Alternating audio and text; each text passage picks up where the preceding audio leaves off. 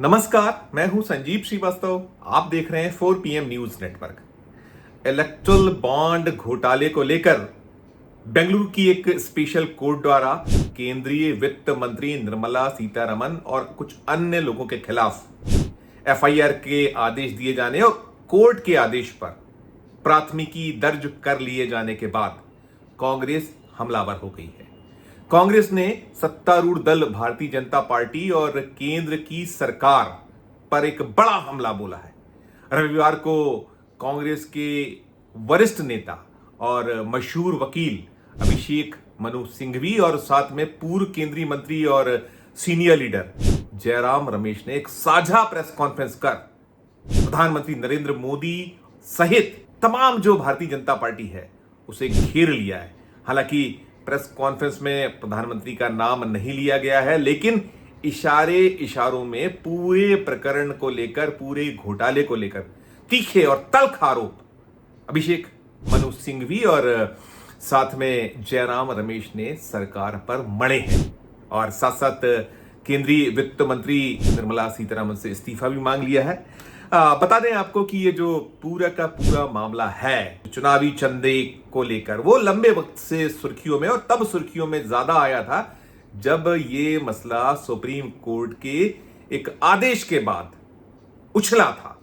दरअसल ये पूरे का पूरे जो चुनावी चंदे का मामला है, इसमें अलग अलग आरोप लगते रहे और खासकर जो स्टेट बैंक ऑफ इंडिया है उसकी जो भूमिका रही थी उस पर बहुत सारे सवाल उठे थे। और इसलिए सवाल उठे थे कि जब ये पूरे का पूरा हिसाब किताब मांग गया तो हिसाब किताब नहीं दे पा रहा था सुबह जो SBI है, तो उसे लेकर कड़ी फटकार सुप्रीम कोर्ट को लगाना पड़ी थी और सुप्रीम कोर्ट के आदेश पर चुनाव चंदे का पूरा हिसाब किताब दिया गया था SBI के द्वारा। SBI द्वारा हिसाब किताब सामने रखते ही एक पूरा का पूरा घपला और बड़ा घोटाला, वो आरोपों या जो उसको लेकर चल रहे थे वो ज्यादा संदेह के दायरे में आ गए थे। दरअसल जो पूरा चंदा खोरी की बात थी, सब दलों को ये जो चुनावी चंदा मिला करता है, लेकिन ये चंदा भारतीय जनता पार्टी को जिस तरीके से उसमें उछाल आया था उसे मिलने के मामले में, उसके बाद से बहुत सारे सवाल थे। और अब जब ये बेंगलुरु की एक स्पेशल कोर्ट ने जनाधिकार संघर्ष परिषद ये इसकी याचिका पर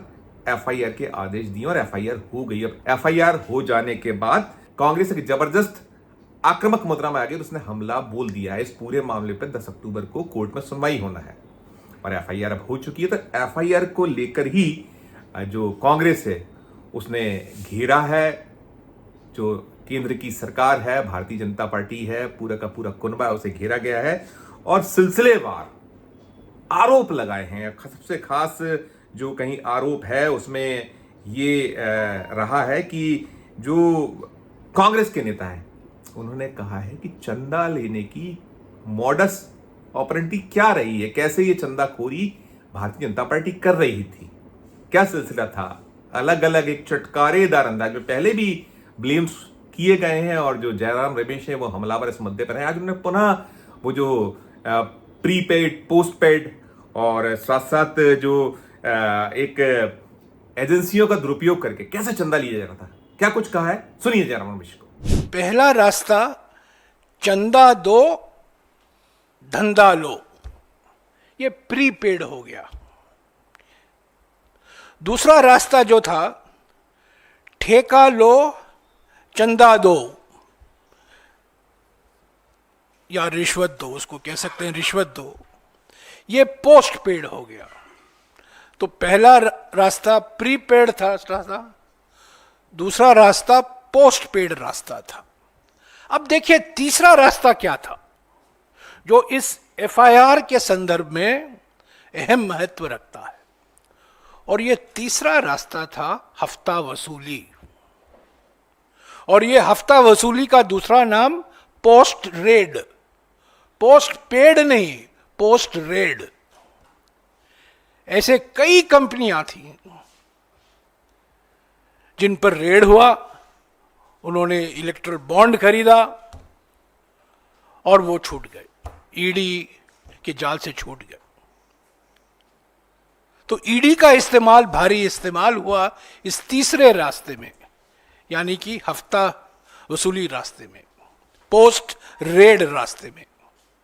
और चौथा रास्ता था फर्जी कंपनी।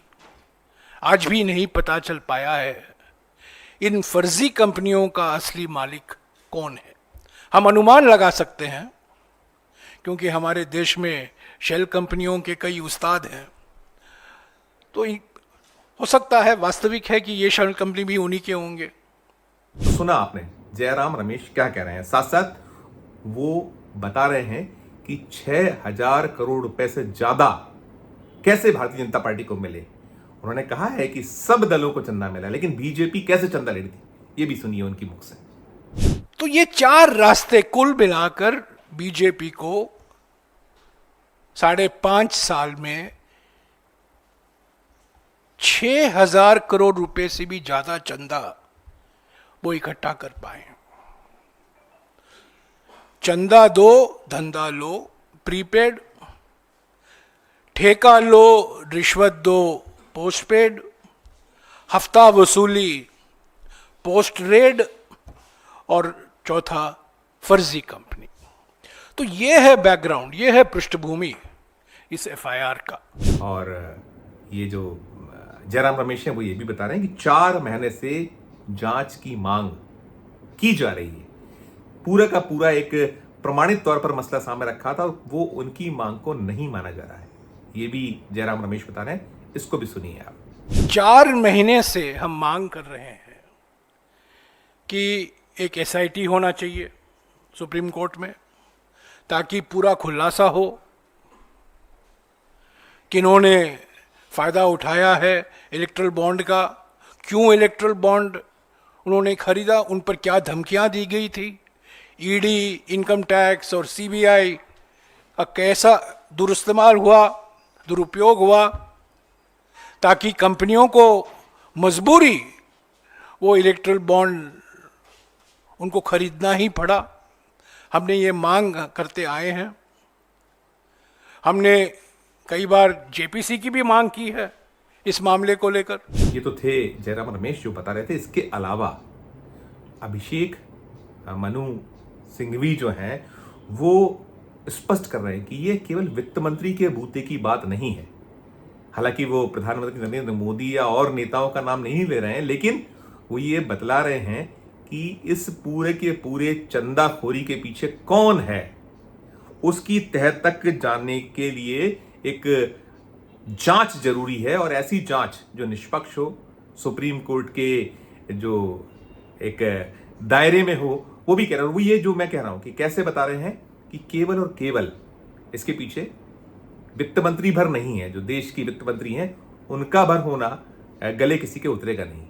सुनिए सिंघवी को। मैं ये कहना चाहता हूं कि इसमें से खैर सब उच्चतम लोगों के नाम भी हैं, भारतीय जनता पार्टी के संबंधित लोग हैं, लेकिन ये सर्वविदित है कि वित्त मंत्री का ना अधिकार क्षेत्र है, न हिम्मत है, न पूरा वो अकेली कर सकती हैं।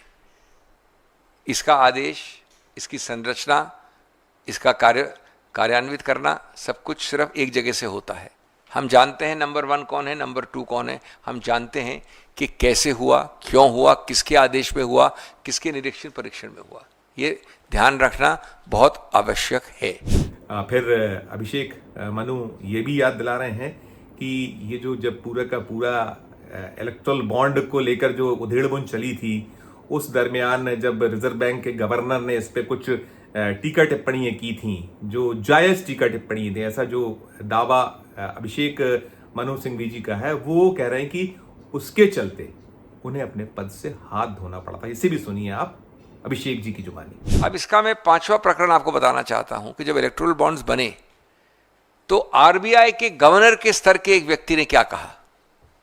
जब ये बना रहे थे, प्रस्तावना थी, संरचना थी, जब ये कार्यान्वयन नहीं हुआ था, सबसे ज्यादा एक माना जाता है स्टैच्यूट के अंदर बना है, कानून के अंदर एक अलग संस्था है, उसके सिटिंग गवर्नर ने, और उनका क्या हश्र हुआ हम जानते हैं। उसके बाद ये लिखा था, ये है 14 सितंबर 2017 को, और इसके बाद 2 चिट्ठियां और हैं जिसके बाद उनको इस्तीफा देने में विवश किया गया। तो ये भी आपने सुना। और जो हमला है उसमें निशाने पर एसबीआई, ईडी, इनकम टैक्स, स्मरण करा रहे हैं जयराम रमेश कि ये जो पूरा का पूरा गोरख धंधा हुआ चला, कैसे करते रहे? ये जो संस्थाएं हैं, चाहे वो ईडी हो, इनकम टैक्स हो या जो एसबीआई है, इसकी भूमिका क्या थी? इसके बारे में क्या कुछ कहा है जयराम रमेश ने? उसे भी सुनिए आप। एक बेंगलुरु के एक विशेष कोर्ट के आदेश अनुसार एक एफआईआर दर्ज हुआ है और अभी अभी सिंघवी जी ने आपको बताया है अगले कदम क्या होंगे। समन्स होगा, स्टेटमेंट रिकॉर्ड किया जाएगा, पर ये बात जो उन्होंने कही है मैं उसको फिर से दोहराऊंगा। इस एफआईआर में हमारे कहने से नहीं, कोर्ट के कहने से ये जो नाम एफआईआर में शामिल किए गए हैं ये कोर्ट के वजह से, कोर्ट ने कहा है, आदेश दिया है, विशेष अदालत ने आदेश दिया है। एक्यूज नंबर 1 सर्वोपरि देश के हमारे वित्त मंत्री हैं, उनको फौरन इस्तीफा देना चाहिए, नैतिक रूप से, न्यायिक रूप से और राजनीतिक रूप से वो दोषी हैं। ईडी, इनकम टैक्स, ये दो संस्थाएं सीधे वित्त मंत्रालय से जुड़े हुए हैं और एसबीआई भी वित्त मंत्रालय के जुरिस्डिक्शन में आता है। तो एक्यूज नंबर 1 जो हमारे यूनियन वित्त मंत्री हैं, भारत के वित्त मंत्री हैं, उनको फौरन इस्तीफा देना चाहिए। ऐसे तो जो कार्रवाई होनी है न्यायिक रूप से, अभी अभी जो सिंघवी साहब ने कहा है वो किया जाएगा, वो चलता रहेगा। पर आज हमारी मांग है इस एफआईआर को मद्देनजर रखते हुए वित्त मंत्री का इस्तीफा अनिवार्य है। और जयराम रमेश ये भी कह रहे हैं कि भाजपा ने कैसे चंदा बटोरा है, एजेंसियों का कैसे मिसयूज किया है, उसके बारे में क्या कुछ आरोप जयराम रमेश के हैं वो आपके नज़र है। और इसके बाद जयराम रमेश ये भी साफ कर रहे हैं कि जो कर्नाटक में विधानसभा में नेता प्रतिपक्ष है जिन्होंने एक दावा कर दिया है कि ये सब कुछ कांग्रेस द्वारा रचित है, इसके पीछे कांग्रेस है, और कहीं ना कहीं वो जो उसमें ध्वनित है कि कर्नाटक के मुख्यमंत्री के खिलाफ भारतीय जनता पार्टी आक्रामक है, तो कहीं उसका जवाब है। तो वो ये भी बता रहे हैं कि जिससे जो ये याचिका करता है, ना तो इनसे कोई कांग्रेस का लेना देना है, ना ही कांग्रेस इन शख्स को जानती है जो इनके पीछे लोग हैं। कहीं से कहीं तक कोई साबका, कोई सरोकार नहीं है, ये भी जयराम रमेश स्पष्ट कर रहे हैं। उसे भी सुनिए आप। देखिए, एफआईआर क्यों दर्ज हुआ? एफआईआर इसलिए दर्ज हुआ है क्योंकि संस्थाओं का दुरुपयोग हुआ है, धमकी दी गई है, उत्पीड़न हुआ है। जैसा कि मैंने कहा, हफ्ता वसूली का रास्ता अपनाया गया है और कोर्ट ने कहा है ये एक्सटॉर्शन है, धमकी देकर चंदा लिया गया है। वही तो मूल कारण है, मूल बात तो ये है। और पिछले 10 साल से ईडी हमारे हाथ, कांग्रेस पार्टी के हाथ में नहीं है, इनकम टैक्स हमारे हाथ में नहीं है, सीबीआई हमारे हाथ में नहीं है। तो हम कैसे इन संस्थाओं का दुरुपयोग कर सकते हैं? अगर इन संस्थाओं का दुरुपयोग हुआ है, जो कोर्ट ने माना है और कोर्ट ने कहा है, तो वास्तविक है कि गुनहगार तो बीजेपी है, बीजेपी पार्टी है, बीजेपी के नेता हैं। तो ये आरोप लगाना नेता प्रतिपक्ष कर्नाटक में अशोक जी के द्वारा बिल्कुल बिना तथ्य है, बेमतलब है।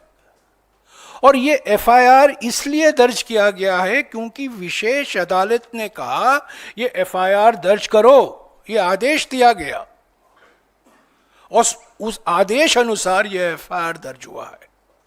कांग्रेस पार्टी, मैं फिर से स्पष्ट कर देना चाहता हूं, कांग्रेस पार्टी का इस एफआईआर से कुछ लेना देना नहीं है। सिर्फ कोर्ट ने आदेश दिया, एफआईआर दर्ज हुआ, हम इसके पीछे नहीं हैं। जो व्यक्ति विशेष अदालत गए थे वो कांग्रेस कार्यकर्ता नहीं है, कांग्रेस का उनके साथ कोई संबंध नहीं है। तो ये भी आपने सुन लिया। कुल मिलाकर ये जो इलेक्ट्रल बॉन्ड का जिन्न है, अब ये बोतल से फिर बाहर आ चुका। और अब तक की खास बात यह है, 27 सितंबर को जो बेंगलुरु की स्पेशल कोर्ट है उसने एफआईआर दर्ज करने का आदेश केंद्रीय वित्त मंत्री सीतारमन और साथ साथ और भी जो भारतीय जनता पार्टी ऐसे जुड़े लोग हैं उनके खिलाफ दिया। लेकिन अब तक जो भारतीय जनता पार्टी का कुनबा है, प्रधानमंत्री नरेंद्र मोदी हैं या और भी जो केंद्र की सरकार में बैठे हुए लोग हैं, बड़े जो नेता हैं, किसी का कोई सफाई बयान या कोई बचाव को लेकर या कोई स्पष्टीकरण अब तक नहीं आ पाया है, नहीं आया। ये चुप्पी भी इसको लेकर बड़े सवाल हो रहे हैं। बहुत सारी यही हो रहा है कि भारतीय जनता पार्टी तो प्रत्येक मामले में बिना देर किए स्पष्टीकरण देने लगती है या जो हमलावर हो जाती है। तो कहीं ना कहीं ये मसला और मुद्दा है जो बहुत लंबे वक्त से विपक्ष ने उठा रखा है, केंद्र की सरकार को निशाने पे लिया हुआ है, कोर्ट कचहरी हुई है और सब कुछ जो चल रहा था चल रहा है। इन सब के बीच अब मौका फिर मिल गया है जो विपक्ष है और कांग्रेस ने हमला बोल दिया है। अन्य दल भी जो है इंडिया ब्लॉक के वो भी हमलावर हैं, वो भी सवाल उठा रहे हैं तमाम तरह के। और कहीं ना कहीं जो प्रधानमंत्री नरेंद्र मोदी हैं या जो उनकी कैबिनेट के सदस्य हैं, निर्मला सीतारमन से तो इस्तीफा मांगा ही जा रहा है कि उन्हें तत्काल प्रभाव से इस्तीफा देना चाहिए। कुछ स्तरीय जांच की मांग हो रही है, जेपीसी की मांग पहले भी होती रही है और अब ये नेता दोहरा रहे हैं कांग्रेस की, जो सुप्रीम कोर्ट की अगुवाई में बिना देर की इस पूरे मामले पर जांच बैठाई जाना चाहिए। एक निचली अदालत से फैसला आया है, इसमें कोई लीपापोती ना हो। ये उनका कहीं जो कांग्रेस के नेताओं ने जिस तरीके से एक प्रेस कॉन्फ्रेंस की है या जो उनका भाव है वो यही है कि अब बिना देर किए इस मामले में देश के सामने दूध का दूध और पानी का पानी होना चाहिए। और दायित्व कहीं ना कहीं सुप्रीम कोर्ट का है, ये भाव उन नेताओं का प्रेस कॉन्फ्रेंस करने वाला है। All the agencies, all the official organs know very well how to proceed because they have been in fact proceeding against a large number of political opponents for the 11 years prior. That's point number one. So they don't have to be told how to proceed. Two, it is however very clear that this kind of bias and pakshapat will happen because these agencies have been controlled completely and subordinated to the will of the number one and number two and the powers that be. Number three, therefore we would certainly demand a completely objective probe under the court control, but more importantly, ultimately supervised either by the Supreme Court or by an SIT of the Supreme Court. The JPC will come separately and later. In fact, sometimes the JPC gets into a political debate and it gets diffused. We are now talking law first. The first need of the hour is for the legal process started by this court order to take its course and to be supervised by the courts, both the High Court and ultimately the Supreme Court, to prevent any interference or distortion or subordination. Mahagotala is concerned, particularly as it relates to the misuse of the ED, income tax and CBI to threaten companies and take donations from them for the party. Our demand has been consistent that there should be a Supreme Court monitored inquiry through an SIT. सरकार जो है, खेमा जो है पूरा का पूरा वो हैरान है, परेशान है, हलाकान है। और अब ये मसला जैसा मैंने कहा कि बोतल से जिन्न जो है चुनावी चंदे का बाहर आ चुका है और निश्चित तौर पर आने वाले दिनों में सरकार की परेशानियां, प्रधानमंत्री नरेंद्र मोदी, अमित शाह, वैसे ही बहुत सारे ऐसे मसले और मुद्दे हैं जिन पे परेशान है। उनके अपने दल से बहुत सारी आवाज़ें उठ रही थीं और अब ये जो मसला आ गया है इसके बाद निशाने पर विपक्ष ने और तीव्रता से ले लिया है। 2 राज्यों में चुनाव चल रहे हैं, जम्मू कश्मीर और हरियाणा में बिल्कुल अंतिम दौर में है। चुनाव की जो प्रक्रिया है समाप्ति के करीब पहुंच रही है और इन सब के बीच इस प्रकार का जो मामला फिर एक सामने आया है, निकल आया है पुनः, तो निश्चित तौर पर सरकार की मुश्किलें बेहद बेहद बड़ी हुई हैं और प्रधानमंत्री नरेंद्र मोदी और अमित शाह और पूरा कुनबा हलाकान परेशान है। और अब इंतजार है देश को, तो इनकी तरफ से कोई जवाब जो आना चाहिए, जिसकी अपेक्षा होती है, उसका इंतजार है। तो फिलहाल इस वीडियो में इतना ही। इसके और अपडेट्स जो होंगे 4 PM आपको निरंतर पहुंचाता रहेगा अपने दर्शकों तक, अपने दर्शकों को। और हमारा अनुरोध यही होगा कि हमारे चैनल को लाइक कीजिए, सब्सक्राइब कीजिए, ज्वाइन का बटन नहीं दबाया तो ज्वाइन का बटन दबाइए। और ये जो वीडियो है, ये खबर है, इस पर आपकी जो कुछ राय हो तो हमारे वीडियो कमेंट बॉक्स में जाकर अपनी राय भी प्रकट कीजिएगा। प्यार और स्नेह बनाए रखिए और देखते रहिए 4 PM न्यूज़ नेटवर्क। धन्यवाद, नमस्कार।